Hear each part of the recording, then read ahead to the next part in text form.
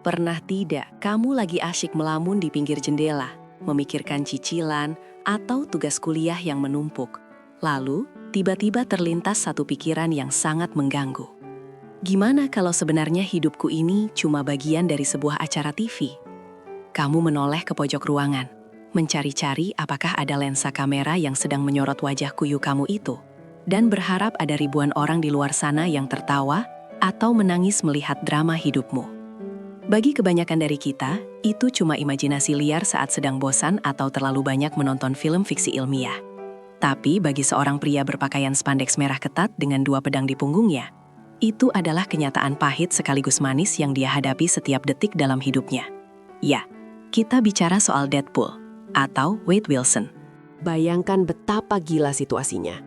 Kamu tahu bahwa semua penderitaanmu, mulai dari kanker yang menggerogoti tubuhmu, sampai eksperimen menyakitkan yang mengubah wajahmu jadi mirip buah alpukat yang busuk, itu semua terjadi hanya karena ada seorang penulis naskah di sebuah kantor nyaman di Los Angeles yang merasa hal itu bakal laku dijual ke penonton.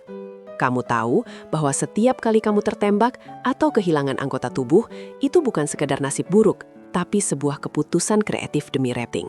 Secara logika, pengetahuan ini seharusnya membuat seseorang mengalami gangguan jiwa yang sangat parah atau depresi eksistensial yang dalam. Namun, uniknya, Deadpool justru menjadi karakter yang paling santai, paling kocak, dan paling bodoh amat di seluruh jagat Marvel. Kenapa dia bisa serileks itu, padahal dia tahu hidupnya cuma karangan orang lain? Untuk menjawab ini, kita harus menyelam lebih dalam ke dalam tempurung kepalanya yang agak berantakan itu dan melihatnya dari sudut pandang psikologi karakter.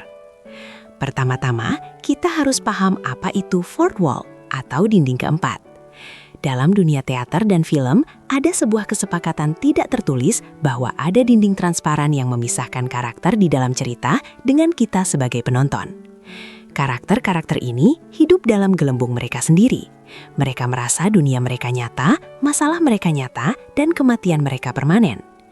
Tapi Deadpool, dia adalah karakter yang secara konstan menghancurkan dinding itu dengan palu godam. Dia menoleh ke kamera, mengajak kita bicara, bahkan mengomentari budget filmnya sendiri. Dalam psikologi, kesadaran semacam ini mirip dengan apa yang disebut sebagai metakognisi, yaitu kemampuan untuk memikirkan apa yang sedang kita pikirkan. Bedanya, Deadpool melakukan metafiksionalitas. Dia tahu dia adalah produk budaya. Sekarang, coba bayangkan analoginya begini. Kamu sedang bermain game The Sims. Karakter yang kamu kendalikan biasanya hanya mengikuti perintahmu. Tapi tiba-tiba, karakter Sims itu berhenti berjalan, melihat ke arah layar komputermu dan bilang, "Woi, aku lapar nih, kasih makan dong." Seram kan? Tapi bagi si karakter Sims tadi, setelah rasa takut awalnya hilang, dia mungkin akan menyadari satu hal. Kalau aku cuma karakter game, berarti aku nggak perlu takut mati, karena aku bisa di-respawn atau di-load ulang. Inilah kunci pertama. Kenapa Deadpool bisa begitu santai? Pengetahuan bahwa dia adalah karakter fiksi memberinya semacam kekebalan psikologis. Dia memahami bahwa selama dia tetap populer dan disukai audiens, penulis tidak akan pernah benar-benar membiarkannya mati atau hilang. Kematian di dunia komik atau film superhero hanyalah jeda komersial. Bagi kita, manusia biasa, kematian adalah akhir yang mutlak dan misterius. Itulah kenapa kita sering cemas. Tapi bagi Deadpool, kematian hanyalah perubahan plot. Ketenangan Deadpool berasal dari pemahaman bahwa dia adalah pusat perhatian, dan selama lampu sorot masih menyala, dia aman. Namun, apakah itu cukup untuk menjelaskan selera humornya yang liar? Belum tentu. Disinilah kita masuk ke konsep yang disebut sebagai optimistic nihilism atau nihilisme yang optimis. Nihilisme biasanya dianggap sebagai hal yang gelap. Sebuah keyakinan bahwa hidup ini tidak punya makna, tidak ada tujuan, dan semuanya sia-sia. Kalau kamu tahu bahwa hidupmu hanyalah coretan tinta di atas kertas atau piksel di layar lebar, kamu bisa saja jadi sangat depresi. Kamu merasa tidak punya kehendak bebas. Kamu merasa seperti boneka tali. Tapi Deadpool mengambil arah yang berbeda. Dia berpikir, kalau memang hidup ini tidak nyata dan cuma karangan, kenapa aku harus menganggapnya serius? Inilah titik di mana keputusasaan berubah jadi kebebasan mutlak. Karena tidak ada yang benar-benar nyata, maka tidak ada konsekuensi yang perlu ditakuti secara mental. Ini seperti saat kamu bermain game Grand Theft Auto. Kamu melakukan hal-hal gila bukan karena kamu jahat, tapi karena kamu tahu itu cuma game. Humor bagi Deadpool adalah mekanisme pertahanan diri atau coping mechanism yang sangat canggih. Dalam dunia medis, kita tahu bahwa tertawa melepaskan endorfin yang bisa meredam rasa sakit.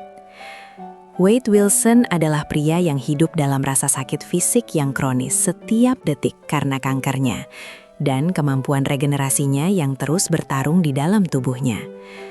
Secara psikologis, humor metafiksi ini membantunya menjauhkan diri atau dissociation dari rasa sakit tersebut. Dengan menganggap penderitaannya sebagai bagian dari skrip komedi, rasa sakit itu jadi terasa kurang personal.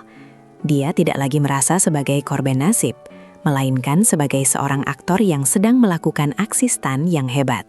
Ada sebuah teori menarik yang menyebutkan bahwa Deadpool sebenarnya memandang kita, penonton, sebagai Tuhannya. Kita adalah entitas yang memberikan dia kehidupan. Selama kita masih menonton, dia masih ada. Hubungan ini menciptakan dinamika yang aneh. Deadpool seringkali bertingkah konyol hanya untuk menyenangkan kita. Dia sadar bahwa nilai keberadaannya bergantung pada seberapa menghibur dia di mata kita. Jadi, saat dia melakukan hal-hal gila seperti memotong tangannya sendiri hanya untuk melarikan diri, dia tahu itu akan terlihat keren atau lucu di layar. Dampak dari psikologi semacam ini sangat besar terhadap cara kita sebagai audiens memandangnya. Kita merasa dekat dengan Deadpool karena dia adalah satu-satunya karakter yang jujur kepada kita. Mari kita gunakan analogi lain yang lebih dekat dengan kehidupan kita sehari-hari. Bayangkan kamu sedang bekerja di sebuah perusahaan yang peraturannya sangat kaku dan membosankan. Kamu merasa seperti robot. Suatu hari, kamu sadar bahwa sebenarnya manajer kamu juga cuma mengikuti aturan dari pusat. Tiba-tiba, kamu merasa semua tekanan itu jadi agak lucu. Kamu mulai bekerja dengan santai, sering bercanda, dan tidak lagi stres kalau ada kesalahan kecil. Karena kamu tahu pada akhirnya ini semua cuma permainan korporasi. Itulah mentalitas Deadpool. Dia melihat melalui sistem dan memutuskan untuk tidak membiarkan sistem itu merusak moodnya. Kenapa kita sangat menyukai karakter yang seperti ini? Karena secara tidak sadar, kita sering merasa tertekan oleh naskah kehidupan. Pada akhirnya, Deadpool tetap santai dan kocak bukan karena dia gila atau tidak peduli, tapi karena dia adalah karakter yang paling sadar di antara semuanya. Dia memilih untuk tertawa karena itu adalah bentuk pemberontakan yang paling indah melawan penderitaan. Jadi, buat kamu yang masih mendengarkan narasi ini sampai detik ini, coba perhatikan sekelilingmu sekali lagi. Apakah kamu benar-benar yakin tidak ada kamera yang menyorotmu? Tersenyumlah, lakukan pose terbaikmu, dan mungkin buatlah 1 atau 2 lelucon tentang betapa anehnya semua ini. Karena seperti kata Wade Wilson, hidup ini terlalu singkat untuk dijalani dengan serius.